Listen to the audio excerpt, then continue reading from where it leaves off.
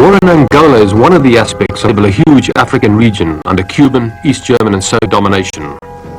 Countering this alien presence on an already volatile continent are dozens of South African Army patrols like this one, moving on foot and often ranging for hundreds of kilometers at a stretch without any outside source of support. Compact, supply, and totally self-contained for survival and defense, these are the men that have struck terror into many a stout heart. For these white-officered black soldiers are the seasoned veterans of a decade of unconventional warfare. They fought first against Lisbon's Legion in the 60s and early 70s. Now it's against the Soviet Union and its African cohorts. Today, their role in the war is to scout for evidence of Swapo terrorists, the same movement which has threatened to remove South African presence from Namibia by force of arms. It operates primarily from Angolan soil.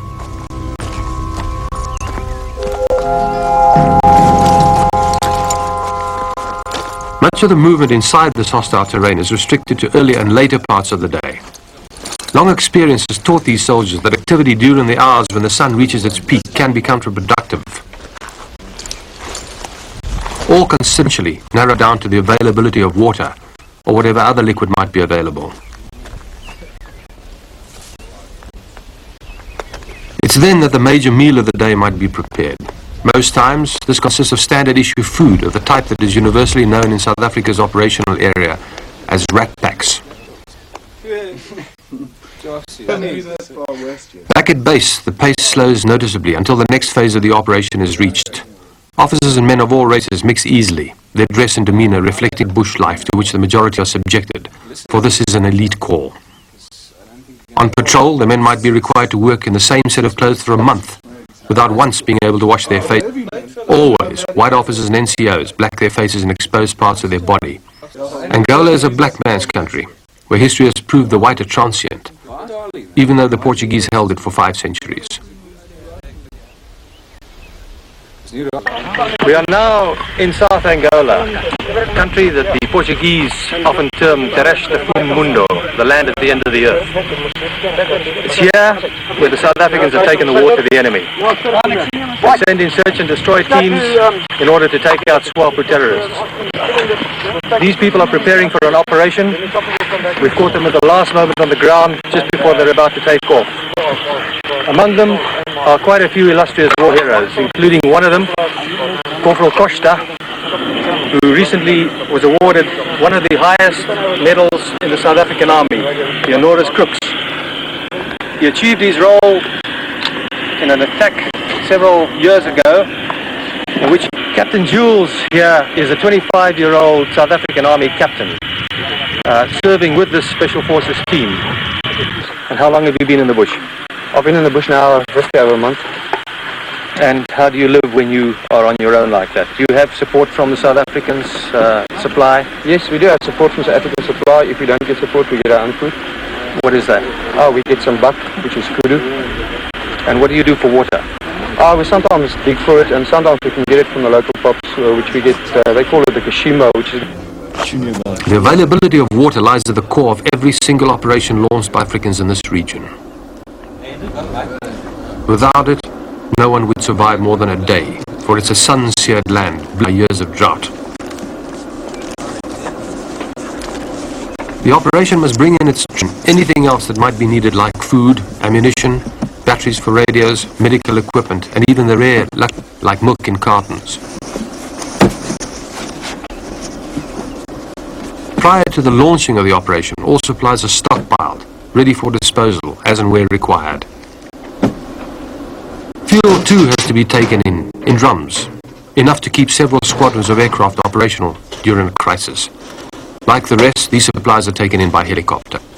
Many of the men comprising this force are veterans by the time they are 20.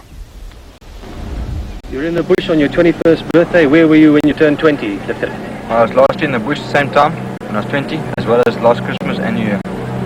So you've basically had 2 years of operations with this unit. He's going now, ending my 2nd year this year. Are you going to stay in the army? Yeah, I'm in permanent force at this stage. You like it? I like it, it's quite a good life. What is the attraction? What is it that you feel about it? At this stage it's just the nature, fresh air, and the bush. And the war itself, which is obviously why you're here? There's no other choice, somebody's got to do the job. so we must be ramped. What part of the operations are you involved in? It's just this cleaning up operation, sweeping Inside Angola? inside Angola, and we work. You have your share of contacts in this war. We have our fair share of contacts. You can go a few days, we get absolutely nothing. Other days, you have your luck. What do you consider luck? Your luck is when the day you get your contact and you get your few kills in your contact. Does this involve a great deal of follow-up? This definitely does, because you follow-up is not just an easy task. Some days you must run at least 20, say anything between 6 and 20 Ks on a follow-up, see what you get. Following the patrols, the main strike force will enter an area, and here on day one, the task force commander will outline the nature and extent of the operation. The possible position of the Northern Front headquarters of SWAPO is in that vicinity, around about 7 to 8 kilometers northeast of Onthou. There will be 3 to 4 terrorists in that base, as well as the command structure of the Northern Front of SWAPO. As in the past and as normal, we will have nothing to do with the MPLA forces, except if they interfere with our operation against SWAPO, which at this stage we doubt very. The mission then is we must locate and attack the Northern Front headquarters in that specific area, and on that we must do an area operation in the normal area of the Northern Front from north towards the south with a cut line over there. Operations are obviously well planned and coordinated. This particular strike involved 9 separate and identifiable phases, spaced over about 2 weeks. To gain the Every contingency was catered for, including involvement by Soviet-backed elements, which was in fact to take place shortly afterwards during Operation Protea. to take maximum equipment and weapons, or to destroy that equipment of the enemy.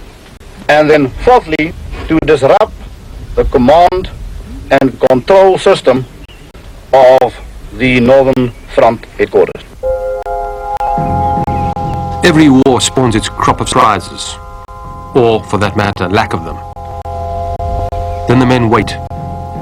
In this case, it took the unit almost a week to make a sizable contact. Intelligence reports which had been accurate a month before were outdated, but Operation Carnation, as this strike was known, was launched. One day rolled into another and did the best they could to make themselves comfortable in the sparse bush country of South Angola. It's times like this that are dreaded by operational commanders. For even though there's no activity, security has to be maintained at the highest and most efficient level possible. The camp to be guarded around the clock against attack, a possibility which exists in any combat region. For this, the men dig in. At night, they sleep in prepared positions, like these. For some of us, it's almost a prelude to a fate that ultimately awaits. Nightfall in the African bush is always a magnificent spectacle, even in Angola racked by war. It's what the next day promises that presents the contrasts. Devolve-os aqui. Nós louvemos o seu nome santo. Você é nosso protetor e salvador. Amém. Okay, good luck for the operation. Do your best. It must go well. Okay. Right, you go. Come on. Okay, good luck.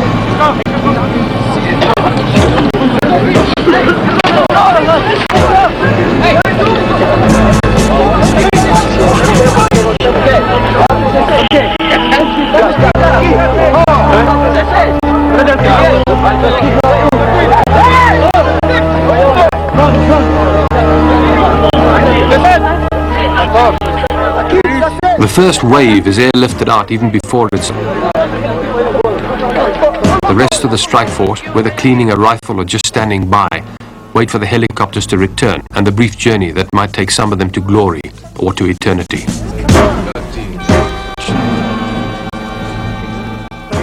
Faces are tense. Most reflect the enthusiasm of youth, even in wartime. For these are the young men that fight South Africa's wars.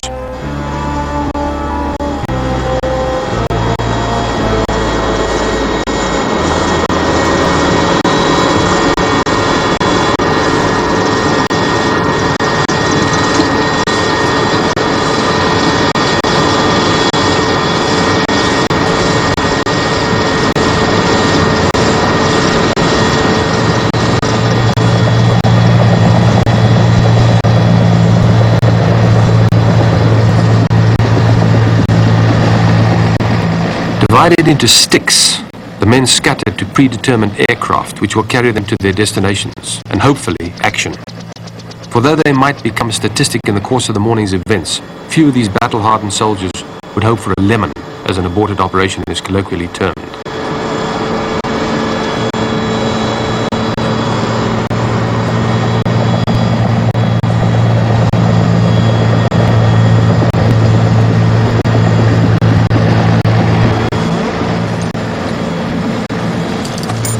A big external operation like this one might involve several strike forces, some of them originating concurrently on Southwest African soil.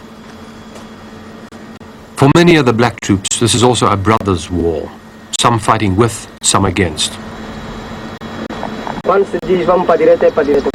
while they wait to board, a sergeant who was born in Angola and who has spent years fighting Portuguese imperialism briefs his men. He uses the only language he knows, Portuguese, for it is something of a lingua franca in this desolate corner of Africa.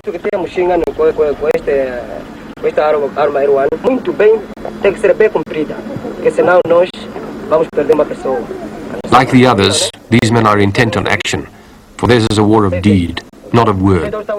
Then they go in.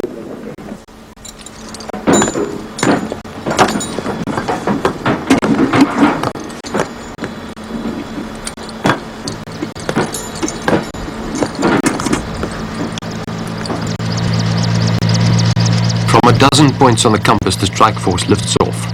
Few of the men carry more than their rifles, spare ammunition clips and water, for most will be back at base before nightfall. Each will have a story to tell. In truth, the measure of a man's worth on this continent is his ability to cope in times of adversity, even in war. Occasionally, ground forces will have an armor backup, such as when several task forces recently struck at an array of SWAPO bases adjacent to Ongiva and Jangango during August this year.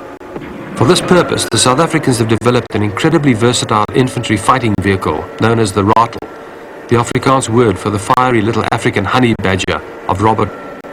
These vehicles, designed for mobile warfare, have proved adept at tackling most of the problems in the kind of war in which the South Africans now find themselves, including the threat of enemy armor. It's no secret that during Operation Protea, rattles acting in concert with Eland armored cars knocked out several squadrons of Soviet-built T-34 and PT-76 tanks without the loss of a single vehicle of their own.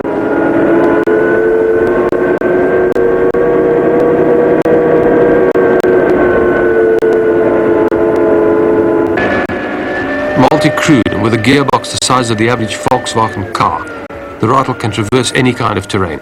Literally, it is able to plow its way through the densest South Angola forest.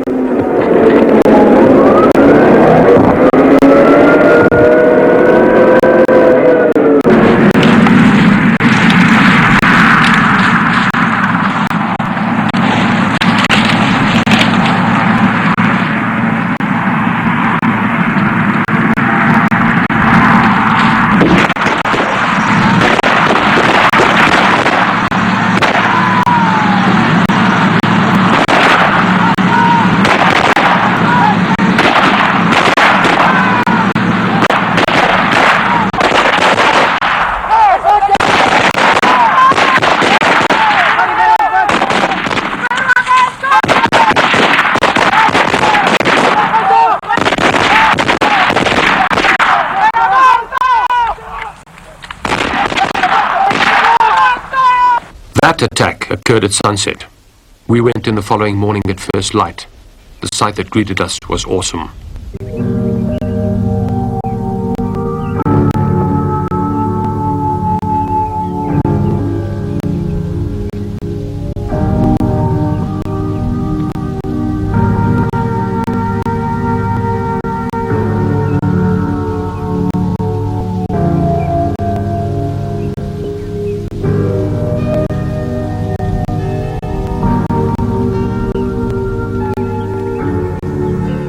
Later that day, the first wounded survivors were brought in. Like this youngster found some distance from the SWAPO camp, lucky to be alive. He had been caught in a crossfire and a subsequent skirmish with an enemy unit.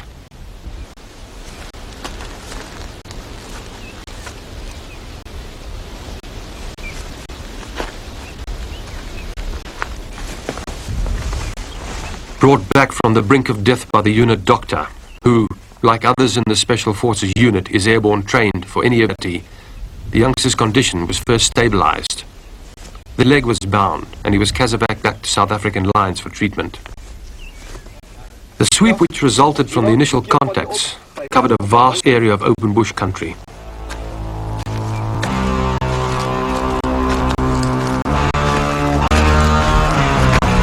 For nearly a kilometre, the sweep line followed the contour of bush and burn cross, evidence of the previous day's hostilities. There was only one overriding consideration: the men just such an eventuality, with the business end of the bomb covered in plastic against the vagaries of weather. The cache itself yielded its share of surprises. Landmines from Yugoslavia and the Soviet Union, bundles of East German detonators exposed and unstable, Czech cheese mines, so named because they resemble bright yellow cheeses. Throughout the secondary operation, we were provided with air cover. On that occasion, we didn't need it. And once completed, the sweep went on, hour upon hour, in search of more Swapo caches of explosives and weapons. The work was tedious and exacting, as it is each time there's an external strike, but it has to be done. Above the whine of a battalion of insects and flies, the only friendly sounds come from above. The camp itself, once we reached it, was a daunting proposition. Kilometre after kilometre of twisting trenches and buried bunkers. There was no way of telling whether any or all had been booby-trapped. Obviously the enemy had fled, leaving little of behind except clothing, some ammunition, documents and primitive paraphernalia of survival in an equally primitive land. When the engineers weren't certain of the security of a particular position, they employed their own means to find out where the danger still lurked. This Swapo camp was hit by the Parabats last night. The Parabats are the South African version of American Airborne. They came in at dusk and they withdrew half an hour later. The base itself extends over an area of about 20 football fields. It's camouflaged. It typifies the sort of war that is being fought. It's not a sophisticated installation, but it's functional for the purpose of the kind of terrorism which is being waged into Southwest Africa. Swapo, it is said, never returns to one of their bases once it has been cleared by the South Africans. Possibly they fear that it might have been booby-trapped in turn.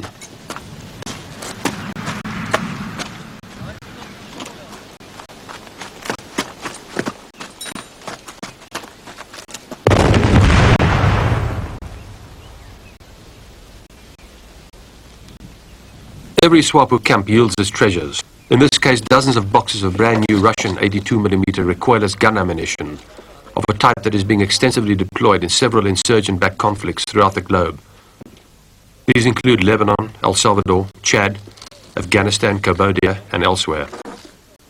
It's this kind of material which the Soviet Union pumps into an unstable region in a bid to foment revolution.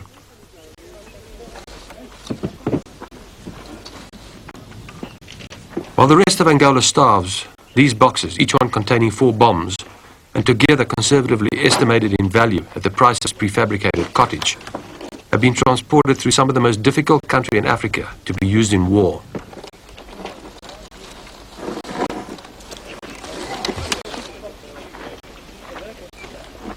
Undoubtedly, the finding of the cache must have been a serious blow to the revolutionary movement. Clearly, the South Africans will use this ammunition against the same enemy responsible for bringing it in the first place. Irony certainly has a million faces.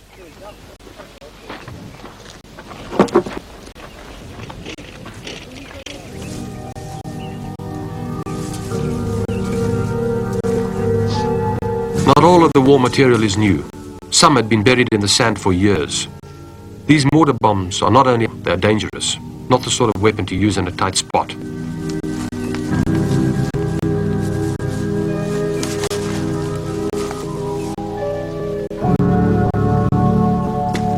The rest is brand new.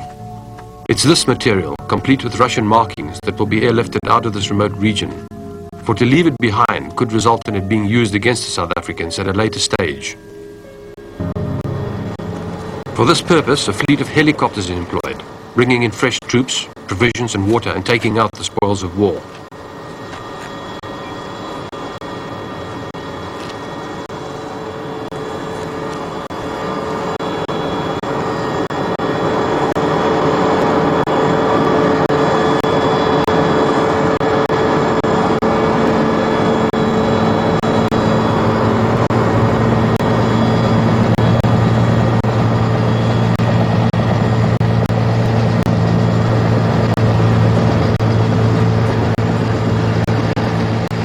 Operating in a huge area, reckoned to be about half the size of France, these are the pack horses of the South African Air Force. Sometimes they're loaded a fraction beyond the permissible limit. Then this happens.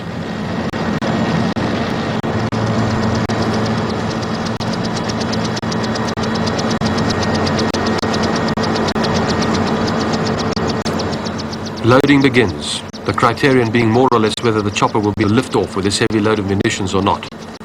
To the air crews, it's often a thankless job, well done, and not without its risks. In truth, the helicopter pilots of the South African Air Force are the often unsung heroes of this war.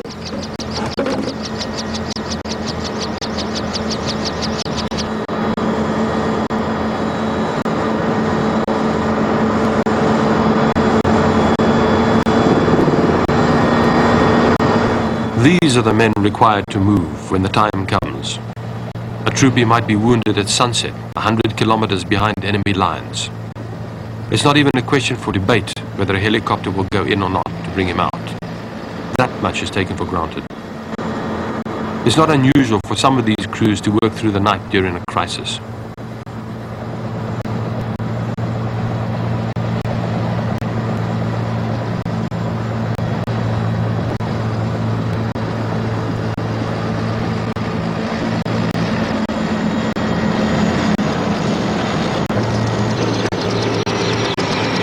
Brigadier, I've been on operations with your forces in this operational area for 3 weeks, both here in northern Southwest Africa and South Angola. You've been fighting this war for 16 years. You've been here longer in conflict than the Americans were in Vietnam, and still you claim you're winning this war. Well, it's unreasonable and unfair to compare the two wars with each other. There are still conflicts. This is a very low intensity war at this stage. It's a guerrilla war. The Americans lost approximately 50,000 men in Vietnam. We haven't even lost 500 over a period of 16 years. How many are you losing now a year? The figure for 1980 was 75. And SWAPO? In SWAPO, 1,500, which gives you a ratio of 1 to 20, which is very good for this type of war. Your conflict in this region revolves around the civilian population. My impressions are that SWAPO is gaining a lot of support from the civilians, from the local population. The local population is forced to support SWAPO. They are intimidated by SWAPO. I've shown you various examples of churches and schools which were burned down. I've shown you examples of the local population which were blown up by landmines. They intimidate the local population by in this way, so they are forced to help SWAPO. But the recruits come from the local population, and the recruits must be willing. Well, they take the recruits out of the country. They don't go voluntarily. I must say, to a certain extent, a very low percentage is voluntary. But the great number is forced. Brigadier, if Angola was to withdraw its support, what would the situation be in this war? The war is going to terminate immediately. For what reason? Because if SWAPO haven't got base areas to operate from, then they can't operate. If they haven't got the support of the Angolans, the Russians, the East Germans, the Cubans, and all the other Eastern Bloc countries, then they... So the war goes on. For as long as the new brand of communist imperialism fuels the fires of despair on an already desperate continent, there will be conflict.